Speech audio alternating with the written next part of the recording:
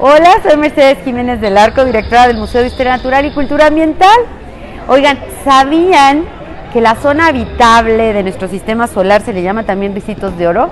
Porque como en el cuento, ya se acuerdan que llegaba, está la sopa muy caliente o está la sopa fría y encontró una sopa tibiecita que era la del bebé oso, pues así es la zona habitable del planeta. Es el lugar que no está tan caliente ni tan frío y en el que pueden vivir justo la vida como la conocemos ahora nosotros. Entonces, ese es un dato bien importante y que no sé si ustedes lo sabían.